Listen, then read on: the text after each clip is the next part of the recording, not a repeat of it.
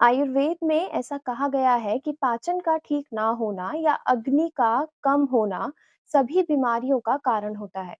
मतलब अपने पाचन को ठीक करके या अग्नि को ठीक करके हम कई बड़ी-बड़ी बीमारियों से बच सकते हैं।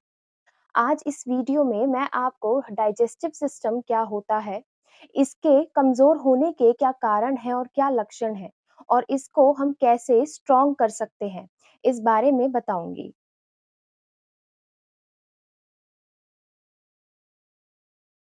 नमस्कार, मेरा नाम डॉक्टर मेघा है और मैं एक आयुर्वेद एक्सपर्ट हूँ इन माय उपचार।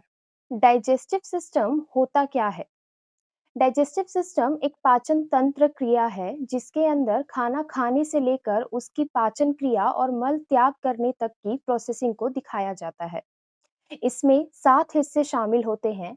सबसे पहला हमारा मुंह मतलब ओरल कैविटी, उसके बाद स्टमक जिसको आमाशय भी कहते हैं, liver, pancreas, small intestine, large intestine मतलब छोटी आंत, बड़ी आंत और रेक्टम।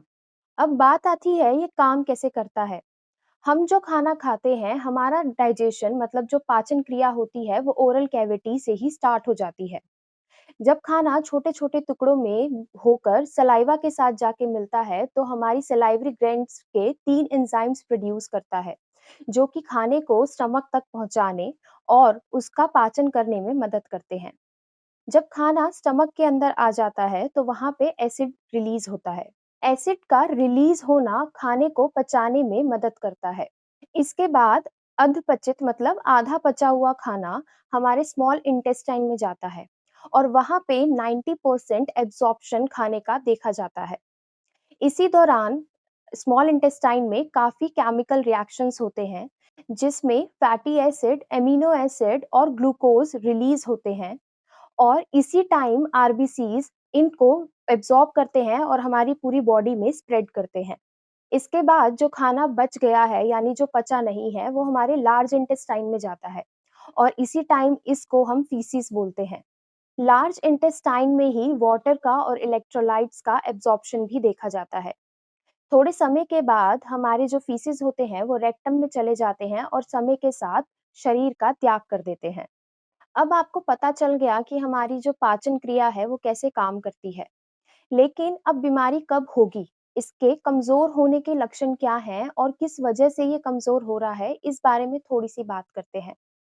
तो 4 चीज़ें हमने जो अभी देखी, जो बहुत मदद करती है हमारी पाचन क्रिया में। पहला हमारे पैनक्रियाटिक जूस, दूसरा बाइल यानी पित्त की थैली में से निकलने वाला जूस, गैस्ट्रिक जूस और सलाइवा। जब इन चारों की रिलीज़ के टाइम कोई दिक्कत आ जाए या इनका रिलीज़ ढंग से ना हो, तो कहा जाता है कि आपका पाचन कमज़ोर हो गया है या ठीक से नहीं काम कर रहा। ऐसा देखा जाता है कि बाइल और पैनक्रियाटिक जूस को निकलते समय स्टमक में एसिडिक मीडियम होना चाहिए, मतलब एसिड का सही मात्रा में होना चाहिए। लेकिन जब ये ऐसा नहीं हो पाता, तो खाना जो होता है वो सही से नहीं पचता और हमें इंडाइजेशन या गैस का होना, अफारा होना, कॉन्स्टिपेशन का होना या फिर उल्टी जैसा मन होना, एसिडिटी का होना, ये सभी लक्षण देखने को मिलते हैं। अगर अब तक की वीडियो देख के आपको ऐसा लग रहा है कि आपका पाचन क्रिया ठीक नहीं है या डाइजेस्टिव सिस्टम कमज़ोर है, तो उनको ठीक करने के मैं आपको कुछ टिप्स बताऊँगी और आयुर्वेद में जो जड़ी-बूटियाँ बताई गई हैं या जो दवाई बताई गई हैं, उनके बारे में भी बताऊँगी। आयुर्वेद में कुछ ऐसी जड़ी-बूटी बताई हैं, जिनको लेने से हमारा डाइजेशन और हमारी जो पाचन क्रिया है, वो ठीक रहती है। जैसे कालमेघ, चित्रक, त्रिफला, कुटकी, सनाए, ये सभी हमारे डाइजेस्टिव सिस्टम और हमारे पाचन तंत्र पे बहुत ही अच्छा काम करती हैं। माय उपचार आयुर्वेदा यकृतास इन सभी जड़ी-बूटियों से मिलकर बना है, जो आपको मदद कर सकता है आपके डाइजेशन को स्ट्रॉन्ग रखने में। या आपको जो इंडाइजेशन की प्रॉब्लम हो रही है, एसिडिटी हो रही है या फिर गैस बन रही है, अफारा आ रहा है, इन सबको भी कहीं न कहीं ये कंट्रोल करने में आपको हेल्प कर सकता है। दवाई के साथ-साथ अब कुछ ऐसी चीज़ें हैं जिसको हम अपनी दिनचर्या या जीवन शैली में अपना के अपने पाचन क्रिया को और भी ठीक कर सकते हैं या जल्दी उसको ठीक कर सकते हैं। जैसे सबसे पहला खाने को चबाकर खाना। जब हम खाने को धीरे-धीरे चबाकर खाते हैं, तो वो हमारा खाना सलाइवा के साथ अच्छी तरीके से मिक्स होता है, जो हमें आगे मदद करता है डाइजेशन को ठीक से करने में। दूसरा हो सकता है पानी का पीना। अक्सर देखा जाता है लोग अपनी लाइफस्टाइल में पानी का सेवन कम करने लगे हैं। हमें कम से कम 3 लीटर पानी ज़रूर पीना चाहिए।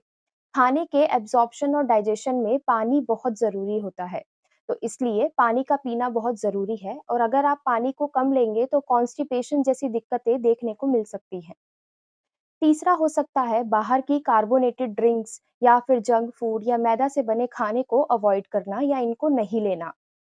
स्ट्रेस का ज़्यादा लेना भी हमारे डाइजेशन को कमज़ोर करता है। तो स्ट्रेस से दूर रहें, रोज़ सुबह या फिर शाम को वॉक करें, खाने के तुरंत बाद ना सोएं और रात को खाना आप 2 घंटे पहले खाएँ, मतलब रात को सोने से 2 घंटे पहले ही आप अपने खाने को ले लें।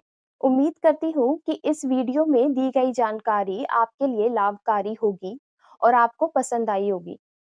अगर आपको इस वीडियो से संबंधित कोई भी सवाल है तो आप नीचे कमेंट बॉक्स में हमसे पूछ सकते हैं या फिर दिए गए नंबर पर मिस कॉल भी दे सकते हैं।